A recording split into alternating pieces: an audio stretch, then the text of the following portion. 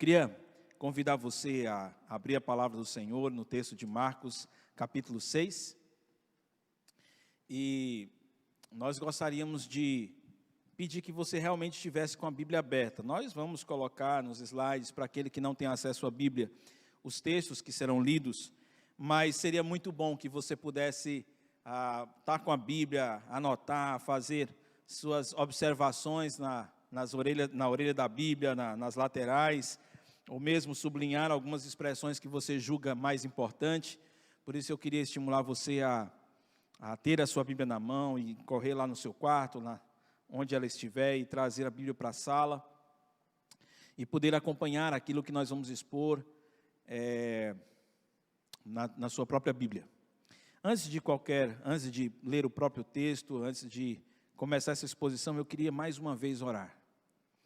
Meu Senhor, Deus querido, eu quero rogar ao Senhor que, por Tua graça, o Senhor nos instrua nessa noite, nos faça entender aquilo que o Senhor quis revelar na Tua palavra, por amor de Ti mesmo, por amor do Teu nome e para a edificação da Tua igreja, para o toque no coração de todos aqueles que estão ouvindo essa transmissão. Essa é minha oração, em nome do Teu Filho Jesus. Amém. Amém. Meus queridos, hoje nós queremos pensar no texto que vai do versículo 30 até o versículo 56. E nesse intervalo do Evangelho de Marcos, nós vamos ver Jesus levando os discípulos a ter experiências que são experiências que vão treinar tanto a compaixão deles quanto a fé deles em Cristo Jesus, na fé no Senhor. Eu só queria que você lembrasse bem onde nós estamos. Houve um período lá atrás em que Jesus, ele decidiu apresentar o seu reino para os discípulos, apresentar o seu reino para a multidão, para todos quanto poderiam ouvi-lo, e para os que não criam nele, ele apenas expunha as parábolas, mas para os seus discípulos, posteriormente, ele as explicava. Ele detalhava o que cada parábola queria dizer, e ali ele expunha o reino. E como a apresentação do reino demonstrava um reino tão grande, Marcos parece querer que ficasse evidente para os romanos, a quem ele estava escrevendo esse evangelho, que ele tinha autoridade e poder para dizer que o reino seria daquele tamanho, para dizer que ele era soberano sobre o reino. E aí então ele mostra o poder dele sobre a natureza, quando ele acalma a tempestade, junto no barco com seus discípulos. Ele mostra poder sobre Satanás, quando ele expulsa os demônios que estavam no Gadareno. Ele mostra o poder sobre a doença, quando ele cura aquela mulher que tinha um fluxo de sangue. Ele mostra o seu poder sobre a morte, quando ele ressuscita a filha de Jairo. Então nós temos naqueles episódios uma demonstração do poder do Senhor. Só que, por mais que o evangelho do reino fosse impactante, por mais que o poder e a autoridade demonstrada por Jesus também fossem grandes, nós percebemos que quanto mais Marcos avança, mais se cresce uma rejeição de Jesus. Uma rejeição por parte dos nazarenos, inclusive, daqueles que eram da cidade onde Jesus cresceu, perdão. E ali aqueles conterrâneos tinham dificuldade para acreditar que aquele Jesus que cresceu ali na casa de José, a quem eles conheciam, Maria, que eles conheciam bem, eles não viram, evidentemente, toda a história do nascimento de Jesus. Quando aquela família chega em Nazaré, é uma família comum, e eles veem Jesus crescendo como uma pessoa comum, no meio de uma família comum, e tinham dificuldade para acreditar que uma pessoa comum pudesse ser o próprio Filho de Deus. Mas o que fica evidente também é que, além da exposição do plano do reino, e da demonstração desse poder, e esse crescimento da rejeição, havia um trabalho de Jesus em treinar 12 homens, para que pudessem continuar esse trabalho, esse ministério de expor a verdade, de autenticar que o que estava sendo pregado eram as mesmas coisas que haviam sido ditas por Jesus, quando eles andaram com Jesus durante 3 anos. Sim, ele treinou aqueles 12. Não foi um treinamento fácil, foi um treinamento de 3 anos, um treinamento diário, caminhando junto com Jesus, mas ainda assim foi desafiador para que aqueles discípulos pudessem mudar a mentalidade deles. Mas agora, nesse momento, Jesus começa a soltar um pouco os discípulos para caminharem sós. E você vai perceber que no capítulo 6, no segundo momento, a partir do versículo 7, Jesus os envia de 2 em 2 para irem aos povoados, pregar o evangelho, realizar curas e expulsar demônios. Eles vão ensinar e vão servir as comunidades onde eles vão. Ensinar as escrituras e servir curando e expulsando demônios. E assim eles vão e eles realizam uma obra preciosa.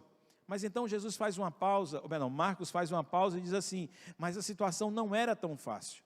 Ser discípulo de Jesus e seguir a Jesus era algo que dependia de um preço muito alto. A exemplo disso, nós temos João Batista que repetidas vezes disse a Herodes: você não poderia casar com Herodias porque ela já foi casada com seu irmão e é contra a lei de Moisés.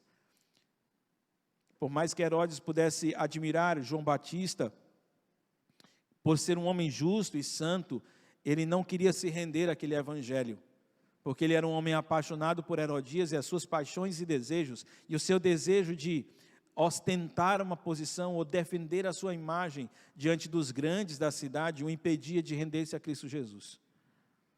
Mas então, depois desse intervalo, o Marcos vai dizer que esses discípulos retornaram da missão, e os discípulos vão apresentar para Jesus o resultado da missão que eles exerceram durante esse tempo. Eu queria, meus queridos, que a gente, se concentrando agora nesse texto, pudéssemos perceber que o que Marcos vai mostrar, que esses discípulos que tiveram uma experiência sozinhos, indo aos campos, aos povoados pregar o evangelho, agora vão ter duas experiências que marcarão as suas vidas, no que diz respeito a aprender sobre compaixão e aprender sobre confiar no Senhor.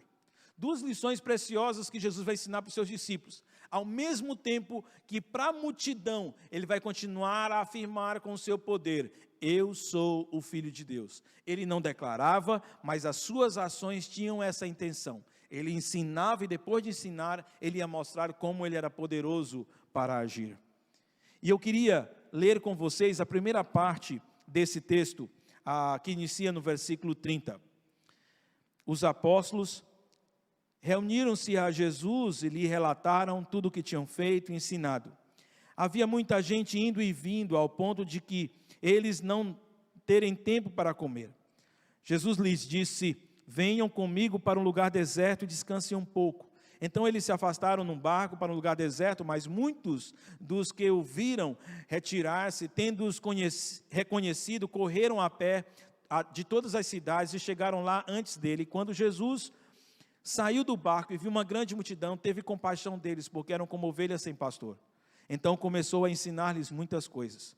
Já era tarde, e por isso seus discípulos aproximaram-se dele e disseram: este é um lugar deserto e já é tarde, manda embora o povo para que possa ir aos campos e povoados vizinhos comprar algo para comer. Ele, porém, respondeu: deles vocês algo para comer.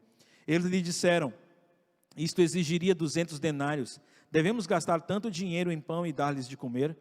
Perguntou ele: quantos pães vocês têm? Verifiquem. Quando ficaram sabendo, disseram: 5 pães e 2 peixes. Então Jesus ordenou que fizessem todo o povo assentar-se em grupos na grama verde. Assim, eles se assentaram em grupos de 100 e de 50. Tomando os 5 pães e os 2 peixes, e olhando para o céu, deu graças e partiu os pães. Em seguida, entregou-os aos seus discípulos para que os servissem ao povo. E também dividiu os 2 peixes entre todos eles. Todos comeram e ficaram satisfeitos. E os discípulos recolheram 12 cestos cheios de pedaços de pão e de peixe. Os que comeram foram 5.000 homens. O que um milagre como esse pode ensinar a servos do Senhor, a pessoas que querem ser servas do Senhor? O que um milagre como esse pode ensinar a alguém que diz querer seguir a Jesus? Há vários ensinos preciosos. E se você olhar o cenário que está sendo apresentado, você vê uma equipe de discípulos provavelmente cansados. Eles haviam pregado o evangelho em vários povoados, agora chegam para Jesus, mas Jesus percebe que a rotina continua a mesma, são as pessoas indo e vindo, quando diz o versículo 31. No versículo 30, eles mostram a base do ministério dos apóstolos, que era a mesma base dos ministérios de Jesus. Você talvez queira sublinhar na sua Bíblia os verbos feito e ensinado. Os apóstolos reuniram-se a Jesus e lhes relataram tudo o que tinham feito e ensinado. Era a mesma coisa que Jesus fazia. Ele ensinava e depois servia. Ele praticava obras para autenticar aquilo que ele ensinava. E agora ele copiava o mesmo padrão para os discípulos. Os discípulos ensinavam e praticavam obras que autenticavam aquilo que eles ensinavam. O mesmo padrão, ensina e serve, ou serve e ensina. Esse é o padrão seguido pelos discípulos, e quando Jesus olha, ele pensa, puxa, isso dá trabalho, você não tem hora para dormir, você não tem hora para comer, eles devem estar cansados. Então ele diz que o ideal é eles irem para um lugar deserto e descansarem um pouco. Eles precisam de descansar. O problema é que quando eles chegam, Jesus está na margem ali, provavelmente nas proximidades de Cafarnaum, e então ele entra no barco junto com os discípulos para um lugar deserto, e na verdade esse lugar deserto é praticamente uma curva que ele faz, um contorno que ele faz na praia, para ir um pouco mais adiante, não tão distante, a tal ponto que a multidão decide ir atrás dele. A multidão, quando vê o percurso que o barco está fazendo, ele diz, olha, ele está indo um pouco mais à frente, a gente sabe para onde é que ele vai, eu sei onde é que ele vai descansar, eu sei onde é que ele vai ficar só com os discípulos para pegar fôlego, a gente não vai deixar ele pegar fôlego, a gente vai correr até eles. O texto diz isso literalmente, no versículo 33, diz que eles correram a pé, correram de todas as cidades e chegaram lá antes deles. Você tem ideia de quanto eles queriam ouvir Jesus? Interessante que nesse texto em particular, evidentemente que havia uma fama de Jesus, de ser alguém que cura, de ser alguém que expulsa demônios, mas nesse momento, quando eles chegam até o local, Jesus chega em seguida, desce do barco, ele olha para a multidão e sente compaixão dela, tem compaixão de cada um dos que estavam ali, e a compaixão tinha um motivo. Jesus os avaliou como ovelhas sem pastor, e o texto diz que Jesus começou a ensinar-lhes muitas coisas. É interessante pensar, porque alguns dias atrás, Jesus já tinha gastado bastante tempo ensinando sobre o reino, com aquelas parábolas que eu mencionei a vocês, que vocês leram em Marcos capítulo 4, mas não é suficiente. Você tem um povo sedento, não, o que o Senhor disse é impressionante, mas temos dúvidas, ou temos mais alguma coisa que gostaríamos de saber. Eu queria que o Senhor esclarecesse melhor, que o Senhor contasse mais a respeito disso. Queremos ouvir o Senhor. E Jesus então passa a ensiná-los, e gasta um bom tempo ensinando. Ouvir a mensagem pela internet parece que é mais difícil do que ouvir aqui no templo. A gente pensa que aqui no templo, quando dá uns 45 minutos, o pessoal já começa a ficar assim, dificuldade para ouvir, e quando você está em casa, acho que dá 25 minutos já fica complicado. Aqui nós temos um povo que queria muito ouvir Jesus. Jesus começou a ensinar-lhes, e ensinar-lhes, e ensinar-lhes, e ensinou até o final da tarde. Você pode pensar sobre isso, Jesus passando toda uma tarde ensinando os discípulos, ensinando a multidão, toda uma tarde fazendo isso, e eles sentados ouvindo Jesus.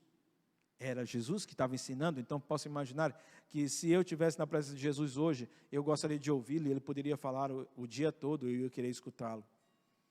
Jesus estava preocupado porque eles eram como ovelhas sem pastor, e pessoas que estão buscando conhecimento, ou pessoas que estão perdidas, elas dependem de ensino, mas não dependem só de ensino, elas dependem de muito ensino.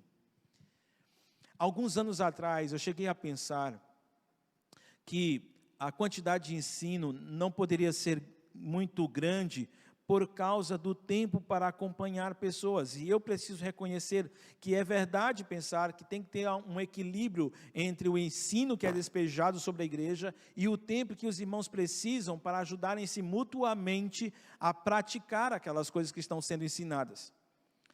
Mas é óbvio que não é uma coisa, não deve atrapalhar a outra. Muito ensino não deve atrapalhar alguém de praticar muito a palavra do Senhor.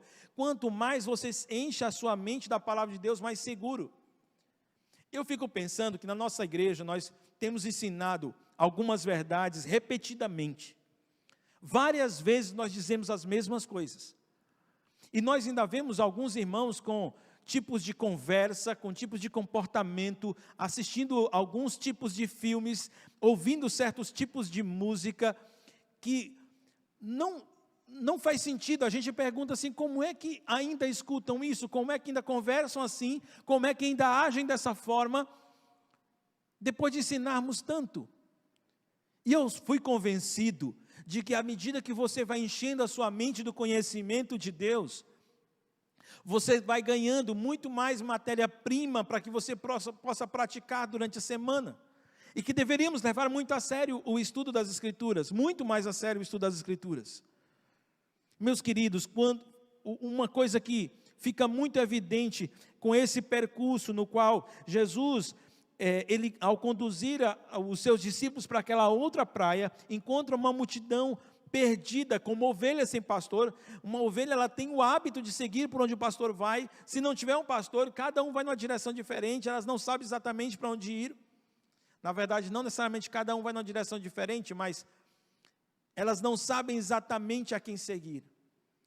E uma hora estarão caminhando ao lado de uma ovelha, daqui a pouco caminham do lado de outra. São facilmente influenciáveis justamente porque não têm conhecimento. E a solução do Senhor foi: eu vou ter compaixão dessas pessoas para ensinar-lhes muito, ensinar-lhes muito, ensinar-lhes muito. É isso que precisa ser feito: ensinar, ensinar, ensinar. Eu olho no grupo da igreja os comentários que são feitos e às vezes fico com pena. Será que não conhecem as Escrituras? Não é errado você compartilhar frases bonitas, mas as frases mais relevantes de nossa vida estão na palavra de Deus. Eu participo de um grupo no WhatsApp da nossa igreja, que tem uma irmã que eu admiro muito. Ela comenta pouco, mas ela expõe muito textos bíblicos. Ela coloca de vez em quando algum texto bíblico, o texto com a sua referência. E às vezes nem comenta nada, coloca só o texto bíblico e a referência. E a impressão que eu tenho é que aquela irmã tem a cabeça cheia da palavra de Deus. É melhor do que dizer frases do tipo, não esqueça dos seus sonhos, pois Deus vai realizar os seus sonhos. Eu não tenho um versículo na Bíblia que diz isso, mas a imagem é bonita, tem um passarinho voando. Aí tem essa frase e o pessoal gosta. Hoje é o dia da tua vitória. Aí bota lá você segurando uma espada, guerreiro, com a coroa e tudo mais. Põe um versículo bíblico. Nós temos oportunidade com esses grupos de encher a mente das pessoas com o Evangelho, com a palavra de Deus. As pessoas estão perdidas porque não têm o Evangelho. E agora Jesus vai mostrar, para formar discípulos, você precisa incluir, ensiná-los a ter compaixão de pessoas que carecem da verdade. A maior necessidade que os nossos discípulos têm, das pessoas que nós estamos formando, tornando seguidores de Jesus, é carência da verdade, é não saber o que Deus quer para a vida delas. E nós precisamos formar discípulos que levem pessoas, que tenham tanta compaixão, e consigam enxergar como essas pessoas estão perdidas. Seus amigos, seus colegas do trabalho, seus irmãos, novos convertidos, estão tão perdidos sem saber qual é a vontade de Deus. E que precisamos nos aproximar deles. Não, não é isso. A palavra de Deus diz assim, estude isso, marque isso na sua Bíblia, memorize esse versículo. Diminua os compromissos egoístas da sua agenda, para você ter tempo para aprender a palavra, ensinar a palavra. Aproveite melhor o privilégio que Deus nos dá, de poder compartilhar aquilo que aprendemos, que sabemos que é a verdade da palavra de Deus, aquilo que aprendemos com o rei, com pessoas que ainda não sabem de nada, ou que sabem muito pouco, Isso é um privilégio. Você está tirando a pessoa da escuridão, você está acendendo a luz para elas. Você está pegando uma lanterna forte, apontando a direção por onde elas precisam ir. Elas não precisam tropeçar, vocês estão perto de você. Se você sabe a verdade, por que você vai deixar seu irmãozinho tropeçar? Por que você vai deixar seu amigo ir para o inferno? Por que você vai deixar aquele colega do trabalho, aquele colega do colégio, viver sem Deus, se você tem a resposta para a vida dele? Tenha compaixão. O Senhor Jesus está mostrando, tenha compaixão, porque eles precisam das Escrituras, eles precisam da palavra. E quando eu estiver treinando alguém para ser o meu discípulo, eu vou levá-los a se compadecer de outras pessoas que estão perdidas e que não conhecem a verdade. O texto continua dizendo que já era tarde. No versículo 35. E por isso seus discípulos aproximaram-se dele e disseram: este é um lugar deserto e já é tarde, manda embora o povo para que eles possam ir aos campos e povoados vizinhos comprar algo para comer. Isso aqui destoa completamente do que Jesus fez e do que eles vinham fazendo. Do que eles vinham vendo Jesus fazendo.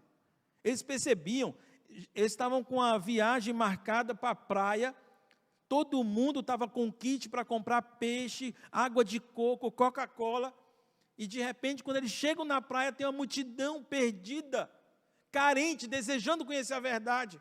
E o Senhor Jesus disse: suspende o lanche, nós vamos pregar o Evangelho. Eles sabiam que Jesus era do tipo de pessoa que, mesmo que o planejamento dele fosse um plano de descanso, mesmo que ele estivesse caminhando em direção ao descanso, ele não iria fechar os olhos para pessoas carentes, pessoas que precisavam do toque de alguém que os amasse e tivesse compaixão delas. Os discípulos parece que não entendiam isso. Eles: olha, Senhor, na boa, o Senhor pregou demais, o Senhor ensinou muito, agora ficou tarde, ó.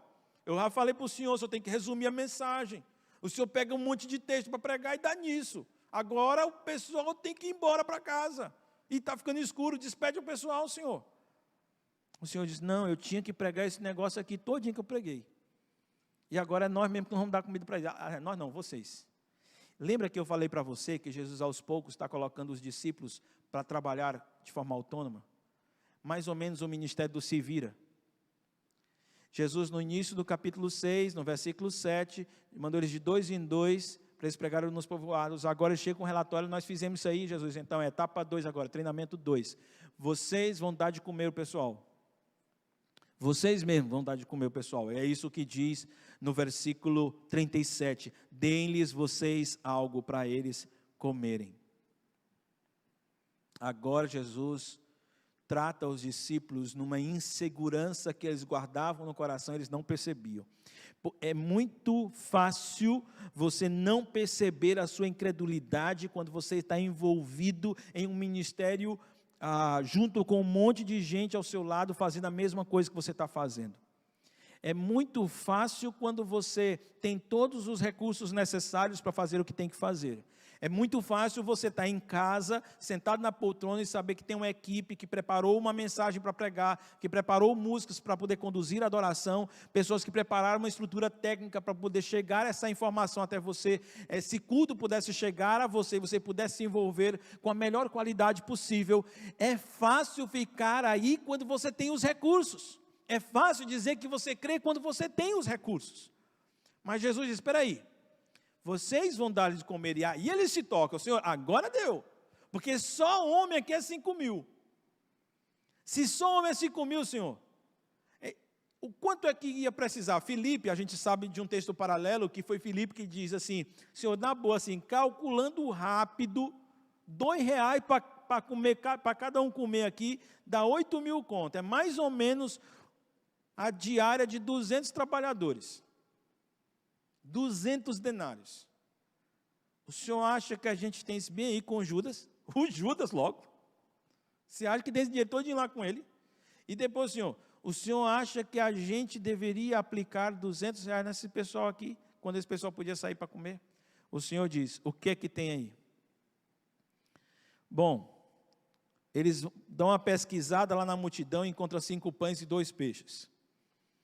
E aí, quando chega para Jesus, Jesus manda o pessoal se assentar. Meus queridos, é um momento muito precioso na vida dos discípulos, muito valioso na vida dos discípulos. Jesus havia passado a responsabilidade agora para eles, e eles são constrangidos ao perceberem que eles não têm confiança o suficiente para cumprir com a missão que o próprio Jesus está dando. O grande lance é, Jesus é quem está dizendo que é para fazer. É Jesus que está dizendo, se Jesus mandou fazer, não era para não fazer. Não era para ficar com dúvidas que não teria recurso. Na verdade, o que Jesus queria dos discípulos era que Filipe, o restante pessoal, sentasse e dissesse, pois vamos orar, Pai. Vamos orar, Jesus, ao Pai, e vamos pedir para que Ele mande os recursos, porque nós não temos o recurso para alimentar essa multidão. Mas eu sei que o Senhor vai dar um jeito. Era para eles terem chamado Jesus para fazer isso. O problema não é que eles gostavam de colocar tudo nas costas de Jesus. Jesus disse que o problema, ou Jesus reconhecido que o problema deles era incredulidade, falta de confiança para cumprir com a missão que Deus estava dando, que Jesus estava dando para eles agora. Então Jesus manda que o pessoal se assente na grama verde. Aqui há algumas coisas que lembram, e eu não sei dizer com convicção, se aquela multidão podia lembrar disso.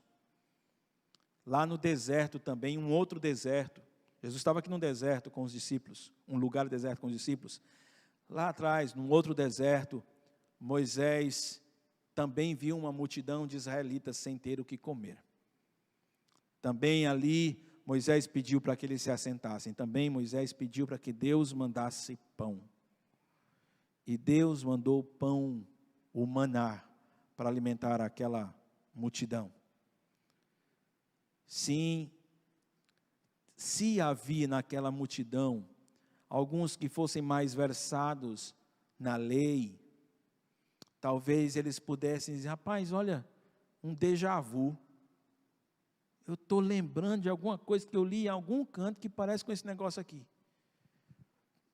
E do jeito que Deus mandou o maná no deserto para Israel, parece que esse aí está trazendo pão para nós. Esse, porventura, não seria o próprio Filho de Deus? Ele fez do mesmo jeitinho que Deus fez no deserto com Israel. Sim, o Senhor pediu para que os sentasse, pegou os cinco pães, os 2 peixes, orou, deu graças ao Senhor, partiu, e em seguida entregou para os discípulos. Eu não consigo imaginar o que é isso aqui, nessa hora. Jesus está com 5 pães e 2 peixes, e os discípulos, eles vão orar, todo mundo fecha os olhos para orar, e quando o povo abre os olhos, Jesus está com uma ruma de pão e de peixe lá. Aí Jesus, pega aqui, cada um pega aqui um bocado de pão e vai distribuir com o pessoal. Aí eles começam a distribuir, e a minha impressão, eu estou usando a imaginação, o texto não diz isso, a minha impressão é que os discípulos, cada um tem um cesto, e eles estão com a quantidade, o pessoal vai tirando o pão e vai aparecendo pão, vai tirando pão e vai aparecendo pão, vai tirando peixe, vai aparecendo peixe, e não vai acabando. E Jesus, ele faz questão, ao final, que sobrem 12 cestos cheios de pão e de peixe. A minha pergunta, no começo, isso tudo é imaginação, será que no começo, os discípulos, cada um estava com 2, 3, 4 cestos de pães? Como é que eles iam carregar vários cestos de pães e de peixes? Eu estou imaginando que cada um tinha seu cesto. E aí eles estão começando a distribuir, eu estou dizendo claramente para você, isso que eu estou dizendo não está no texto, eu estou imaginando, tentando entender o que aconteceu lá. E me impressiona de qualquer forma, quando chega ao final, que Jesus disse, vocês tinham menos antes do pessoal comer. Agora que o pessoal comeu, vocês têm mais do que tinham antes deles comerem. Só para mostrar para você que eu vou providenciar tudo o que for necessário quando eu der uma ordem para você fazer.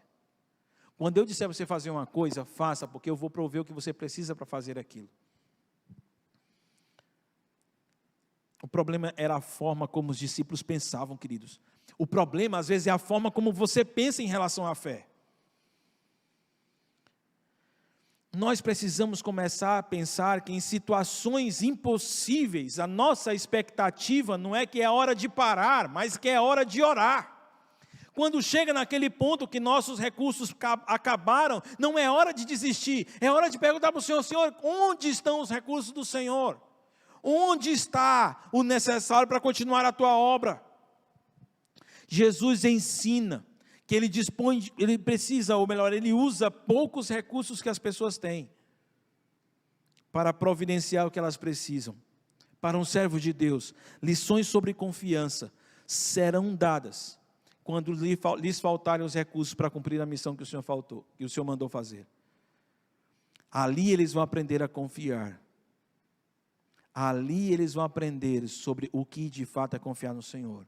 Você vai aprender a confiar no Senhor, não é aqui no meio do culto.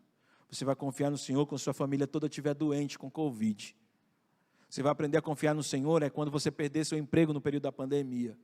Você vai confiar no Senhor quando você tendo emprego, quando você tendo os recursos, tendo poupança, percebendo na pandemia um prejuízo aparecer, que consome tudo o que você tem, e que exige você, apesar de ter tido muitos recursos, a estar e buscar diante do Senhor o necessário para a sua vida. Meus queridos discipuladores, quando vocês chegarem e perceberem que vocês estão cuidando da necessidade de um discípulo ou de uma discípula, e chegarem ao ponto que vocês disserem assim: puxa vida, ela precisa muito disso, ele precisa muito disso, e eu não tenho como ajudá-lo, eu não tenho os recursos para ajudá-lo, então esse é o momento de orar. Quando o celular não é bom e não ajuda na comunicação com seus irmãos na fé, quando o seu transporte não é o melhor, quando o seu discípulo não sabe ler, seja qual for os recursos que você tiver, cumpra a missão que você tem. Cumpra a missão com aquilo que você tem. Se o que você pode é só compartilhar, conversar com a pessoa porque ela é analfabeta, se o que você pode é ler as escrituras para ela porque ela é analfabeta, faça isso. Se o que você tem é uma bicicleta para visitar o pessoal da sua célula, vá visitar com a bicicleta. Eu conheci uma irmã no Maranhão, numa cidade relativamente grande, tinha aproximadamente 50 mil habitantes, e ela tinha membros da sua célula em diversos bairros próximos a ela, e a todas essas casas, todos esses irmãos, ela visitava, essas irmãs, ela visitava durante a semana de bicicleta. Lembro de um irmão que assistia culto na nossa igreja, que ele andava vários quilômetros para assistir o culto montado a cavalo. Era o que tinha. A gente não fica preso pensando que para fazer a gente precisa de muito recurso. Para fazer nós precisamos de convicção, de que Deus vai prover o que for necessário. Cuidado com a tentação de você se acostumar com os recursos que você tem. Cuidado para você não se acostumar com o fato de que você tem um monte de live durante a semana. Tem muitos estudos que você pode ficar sentado na sua casa para assistir. Cuidado para você não se escorar nesse salário que você tem. Cuidado para você não se escorar nessa igreja confortável que você tem. Cuidado para você não se escorar na qualidade do material que você tem. Você tem que ter a fé e a confiança necessária para ouvir a mensagem com os recursos que você está ouvindo agora. E para ouvir uma outra mensagem com o celular que está falhando a ligação de alguém que está lá no interior. Por que você vai ouvir? Não é porque você gosta, não é porque está do jeito que você prefere. Você vai ouvir porque você confia que é a palavra de Deus e você valoriza a palavra do Senhor. E você confia que enquanto você estiver ouvindo ou enquanto você estiver pregando, de alguma forma Deus vai prover os recursos para que o evangelho continue a se expandir. Jesus estava ensinando aos discípulos: tenham compaixão, e enquanto tiverem compaixão, confiem. Mas é interessante porque logo em seguida eles vão ter uma segunda lição. E o que um fantasma vai ensinar para esses discípulos? Será que nós sabemos, confiamos completamente no Senhor? Será que nós já aprendemos a confiar nele no caminhar até aqui? O texto, eu não vou ler o texto completo, você só vai me acompanhar na Bíblia, na sua Bíblia. O que vai acontecer é que logo em seguida Jesus insiste com os discípulos para saírem do barco. ou para entrarem no barco, perdão, e irem para Betsaida, porque ele vai despedir a multidão e ele vai ficar só. Duas preocupações pareciam estar na cabeça de Jesus, quando você lê os textos paralelos de Mateus e de João. Duas preocupações. A primeira preocupação, parece que a multidão estava querendo proclamar o rei, então a multidão não estava entendendo a mensagem e que reino é que ele estava falando. Segundo problema, os discípulos estavam com dificuldade para confiar nele, apesar dos discípulos terem chegado numa viagem que eles expulsaram demônios, de que eles curaram pessoas, eles estavam com dificuldade para confiar. É impressionante quando você usa a sua fé para fazer tantas coisas, mas você percebe que ainda não aprendeu a confiar completamente no Senhor. Você acha estranho que Jesus tenha saído para orar? Para ficar só com o Senhor? Por causa desses dois problemas? Entenda, meu querido. Quando você vai conversar com alguém, não é porque necessariamente você precisa que ela lhe diga o que você tem que fazer. Você está com uma pessoa dentro do ônibus, e aí vocês dois estão conversando, e aí você olha pela janela e vê um homem deitado na calçada, são 7 horas da manhã de uma segunda-feira, então você imagina que naquele domingo aquele cara estava bebendo, ele ficou bêbado ali até o outro dia, e então vocês ficam conversando, será que esse cara tem esposa, será que tem filhos, como será que eles vivem? Você está perguntando isso para a pessoa que está do teu lado, e aquela pessoa do teu lado não conhece aquele cara lá, mas por que você está perguntando para ela? É só porque você quer conversar com ela. O diálogo faz parte de relacionamento. Jesus tinha que conversar com o Pai, porque ele tinha relacionamento com o Pai, não é porque Jesus precisava buscar informações com o Pai, mas precisava haver um diálogo de relacionamento, um diálogo no qual Jesus pudesse fazer declarações do tipo, Pai, se eu, o que poderia ser feito agora, era a gente descartar esses 12 e pegar outros 12, mas eu vou seguir o plano que nós fizemos, porque eu decidi seguir a vontade tua, enquanto eu estiver aqui o Senhor manda, enquanto eu estou exercendo meu ministério, o Senhor vai dizendo o que eu faço, embora eu saiba o que o Senhor quer, mas eu quero me submeter ao Senhor, e eu gosto de conversar com o Senhor, Pai. Percebe? São Deus, em essência o mesmo, mas são duas pessoas distintas, são duas pessoas que conversam uma com a outra, e aí Jesus vai conversar, o versículo 47 diz que anoitece, e ao anoitecer, o barco estava no meio do mar, Jesus se achava sozinho na terra. Então ele viu os discípulos remando com dificuldade, porque o vento soprava contra eles. Meus queridos, o servo de Deus tem prazer em compartilhar com o Pai suas lutas de ministério. Jesus estava vivendo uma luta no seu ministério e ele foi conversar com o Pai a respeito. Você deve ter prazer em conversar com o Pai a respeito disso. E lutas não só Jesus tinha, os discípulos tinham. Os discípulos estavam tendo que navegar por um mar no sentido contrário ao vento, e as ondas batiam contra ele. E enquanto ele se esforçava, isso foi extenuante. É incrível pensar que no versículo 31, Jesus estava dizendo que eles estavam saindo de um local muito movimentado para um lugar deserto para descansar. E ao chegar nesse lugar deserto para descansar, encontram uma multidão querendo ouvir o Evangelho, eles têm que providenciar comida para aquela multidão, e depois eles têm que chegar para navegar, e já está de noite, eles passaram o dia fazendo isso, já está de noite, eles começam a entrar no barco, eles começam a navegar, anoitece com eles já no meio do mar, e aí depois, no meio do mar, eles continuam navegando contra o vento. As ondas estão açoitando a eles, como diz o texto de Mateus. Nós passamos por lutas e nós passamos por dificuldades, da mesma forma como Jesus passou por lutas e Jesus passou por dificuldades. A vida de Jesus se a sua vida era corrida, a vida de Jesus era corrida. A vida dos discípulos era corrida. Mas percebe, nesse clima nesse ambiente de resistência ao ministério, resistência àquilo que Jesus e os discípulos estavam fazendo, a decisão de Jesus foi orar. A decisão de Jesus era de um relacionamento de confiança e intimidade com o Pai. A reação de Jesus era buscar o Senhor. Qual vai ser a reação dos discípulos? Os discípulos pensariam da mesma forma. A narrativa prossegue, dizendo que a alta madrugada, eram entre 3 e 6 horas da madrugada. 3 da madrugada às 6 da manhã, eu não consigo imaginar onde tinham forças. Você consegue perceber? Eles disseram assim no começo, Senhor, despede o pessoal, porque já está ficando tarde. E ainda precisam comprar alguma coisa para comer. O que eu estou imaginando era o sol se pondo. E eles precisavam sair antes de escurecer. Aí, eles dão de comer, eu não sei, finalzinho da tarde, iniciozinho da noite, eu diria finalzinho da tarde, porque antes de anoitecer, eles entram no barco. Porque o texto diz que ao anoitecer, no versículo 47, eles estão no meio do mar. Então, se ao anoitecer estava no meio do mar, eles começaram a navegar no final da tarde. E agora já são 3 horas da manhã no mínimo, e eles estão remando.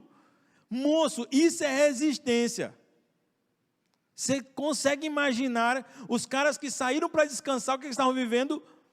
O Senhor dando uma lição tremenda para eles. Você acha que está complicado? Olha o que diz o versículo 48. Digo, o versículo 47, o finalzinho do versículo 47. Alta madrugada, Jesus dirigiu-se a eles. Jesus estava na praia. Aí Jesus entra, ou decide que vai ao encontro deles no mar. E ele anda sobre o mar. E o texto diz que ele já está a ponto de passar por eles. John MacArthur diz que a ideia do texto não é que Jesus queria ultrapassá-los. A ideia é que Jesus estava acompanhando e ia navegar com eles lado a lado. Só que eles no barco e Jesus a pé, no mar. E aí, quando os discípulos enxergam Jesus, entenda, Jesus não está pertinho do barco, senão era fácil para eles reconhecerem. Jesus está à distância e está aproximando da lateral do barco. Os caras ficam assustados e digam: fantasma. Uma vez alguém me disse assim: como esses caras podem ser tão imaturos para pensar que era um fantasma? E eu ia perguntar: e tu ia pensar que era o quê? Você está de madrugada navegando e você vai dizer: ah não, ali normal, é uma pessoa caminhando em cima do mar. Você ia ficar assustado do mesmo jeito. 3 horas da manhã, você dentro do barco, você aparece uma aparição, você ia se assustar, você ia ficar suado, para não dizer que você ia fazer outra coisa. Os discípulos ficaram apertados, é uma aparição. A expressão que estava usada aqui, não é que eles achavam que uma alma tinha vindo dos mortos, não. Eles estavam entendendo que aquilo ali não era uma coisa normal, aquilo era além do que eles podiam compreender. E eles começaram a gritar que era um fantasma. Todos ficaram aterrorizados, diz o texto. Mas Jesus, ele entra no barco. Aliás, antes de entrar no barco, ele diz: coragem, sou eu. Não tenham medo. Essa palavra parece ser uma palavra de... Alguém poderia pensar que Jesus estava dizendo assim: gente, coragem, sou eu. Não tenham medo. Como se fosse uma palavra de ânimo, não é? Mas não é isso. Jesus estava repreendendo eles. No texto paralelo, vai ter a cena de, nessa hora, Pedro diz: Senhor, se és tu, manda que eu vá até ti. E aí, então, Jesus, pois vem, e ele começa a andar. Então, Pedro olha para o vento, ele começa a afundar, Jesus pega ele pela mão. E quando Jesus vai falar, ele não fala com Pedro, que Pedro é de pouca fé, mas ele diz: vocês têm pouca fé. A palavra aqui era uma palavra de repreensão, diz assim: coragem, sou eu. Vocês não podem ter medo. Não ter medo era uma ordem do Senhor, uma ordem cheia de exortação. Jesus subiu no barco. Na primeira vez que ele estava no barco, ele se levantou e mandou o mar se acalmar. Aqui, na hora que ele sobe no barco, o vento se acalma. E eles ficam atônitos, sem entender o que aconteceu. Eu acho que eu ficaria da mesma forma, e você ficaria da mesma forma. O que foi que aconteceu aqui? A gente não consegue compreender. O próprio versículo 52 diz: pois não tinham entendido o milagre dos pães. O coração deles estava endurecido. Meus queridos, A fé não tem o propósito apenas de fazer acontecer coisas que Deus permite, mas gerar um relacionamento entre um filho que quer agradar o pai, tão somente por confiar nele. A fé, ela tem mais do que a função de fazer as coisas acontecerem. Tem alguém doente que seja curado, tem alguém enfermo que ele seja sarado, tem alguém desanimado que ele se alegre, que ele se anime. Não, é mais do que isso. A fé, na verdade, é uma expressão carinhosa de um filho que diz ao pai: eu confio em ti, e isso é agradável ao pai. Então tem a ver com gerar prazer em Deus. Quando você confia no Senhor, quando as coisas estão complicadas e você não consegue entender, mesmo assim você confia. Então Deus estava dizendo, está percebendo o quanto que você quer agradá-lo. Confiar no Senhor é querer agradar o Senhor. Meu querido, agrade ao Senhor confiando nele. É o que o texto está dizendo. Sim, é complicado, vocês dizem, mas como assim? Não era para eles ficarem com medo. O que Jesus está dizendo é que quando vocês realmente aprenderem a confiar completamente em mim, vocês vão ver um fantasma 3 horas da manhã no meio do mar e vocês não vão ter medo. O grande lance é que nós estamos no aprendizado. Nós aprendemos a confiar no Senhor, a primeira aula no dia da nossa conversão. Só que esse é o processo, é um ensino que vai aumentando de níveis, e cada vez mais etapas novas vão ser apresentadas, para que você perceba que ainda não aprendeu a confiar completamente no Senhor. Você sempre vai aprender um pouco mais a confiar no Senhor. Vão vir provas cada vez mais duras, e novos patamares de provação levarão você a novo patamar de confiança. Deus não promete tornar o vento favorável aos seus servos, mas deseja torná-los resistentes na fé.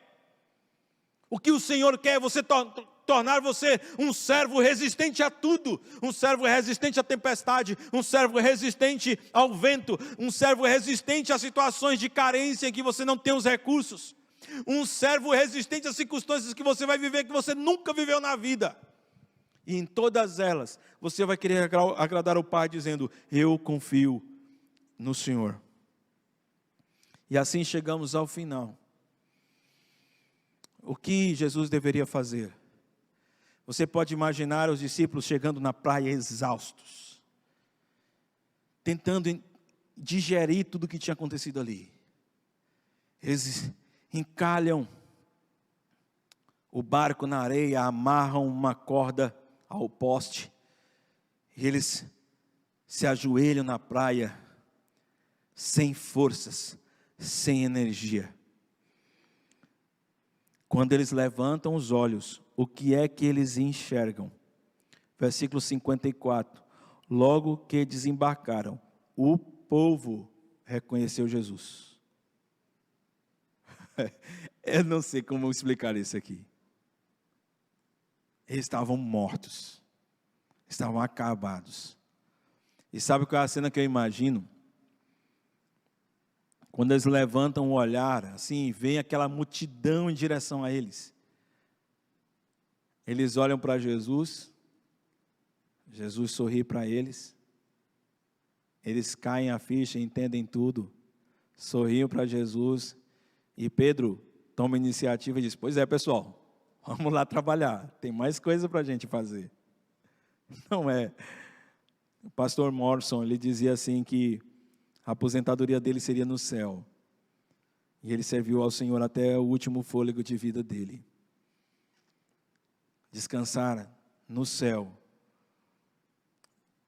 O paraíso é lá. A terra prometida é lá. É lá onde a gente vai parar.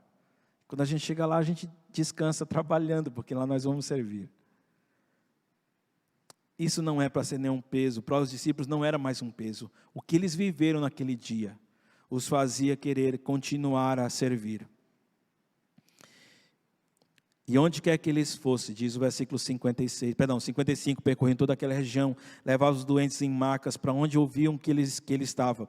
E onde quer que eles fossem, povoados, cidades ou campos, levavam os doentes para as praças, suplicava-lhes que pudessem pelo menos tocar na borda do seu manto. E todos os que nele tocavam eram curados. Sabe o que Marcos está dizendo?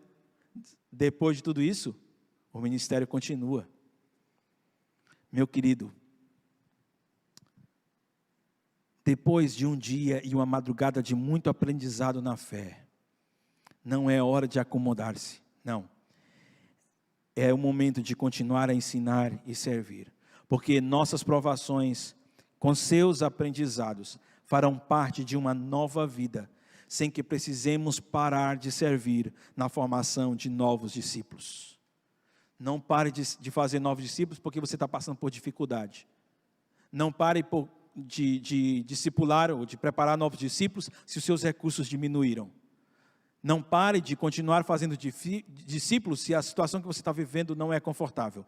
Não pare, continue a servir, continue a fazer a vontade do Senhor, continue a fazer com que pessoas conheçam o Senhor Jesus, continue a fazer com que novos convertidos cresçam na fé, continue a fazer com que eles possam experimentar cada vez mais a graça do Senhor derramando na vida delas. Deixe-me concluir essa mensagem dizendo: o reino de Deus vai se expandir, apesar das resistências que se levantarem contra ele, e apesar das insensibilidades do coração. É precioso para mim pensar que mesmo com toda a incredulidade dos discípulos, Jesus teve misericórdia.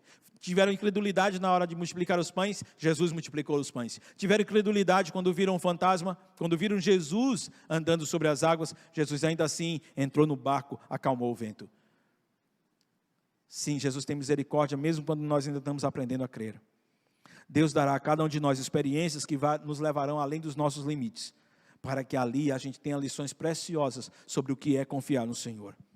E essas provações, elas vão nos amadurecer para que a gente continue a servi-lo. Eu espero no Senhor que essa palavra tenha falado ao seu coração. Eu espero no Senhor que o seu desejo nessa noite, a partir daqui, se é que não era, a partir daqui é poder desgastar-se, investir sua energia, investir toda a sua força em fazer discípulos, em glorificar o nome do Senhor, em fazer com que novas pessoas possam ser mais parecidas com Cristo Jesus. Eu não sei se você que está assistindo vive isso.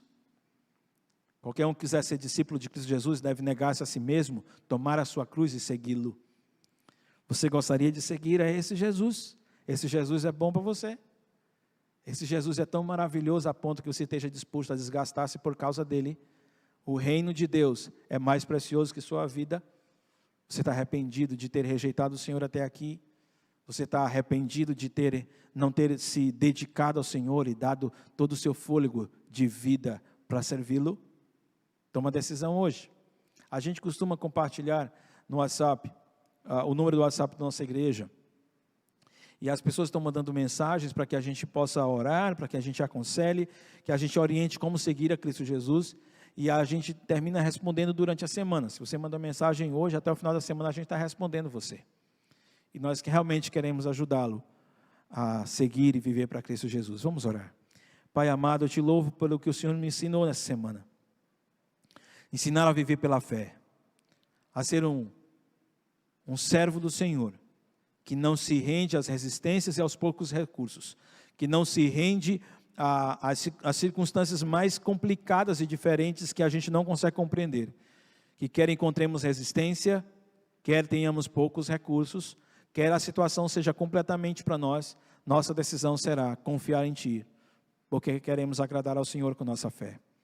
Muito obrigado e peço que o Senhor abençoe cada um desses que estão em casa. Eu quero que o Senhor olhe em particular para aqueles irmãos da nossa igreja que têm compartilhado que parentes, amigos estão contaminados com esse vírus. Primeiro peço por esses irmãos da nossa igreja, que eles descansem no Senhor, no cuidado que o Senhor tem com a vida deles. E depois que eles confiem em Ti, com a maneira como o Senhor vai agir com a vida desses amigos e familiares. Que em todas as coisas o Senhor seja glorificado. Dá sabedoria aos nossos governantes, ó Pai, para que tomem decisões sábias na maneira como devem administrar a nossa vida. E que nós sejamos sábios também e prudentes no que temos que fazer. Dá-nos a paixão necessária para cumprir aquilo que o Senhor nos ensinou. Em nome do Teu Filho Jesus. Amém. Deus abençoe a sua vida. A gente se vê.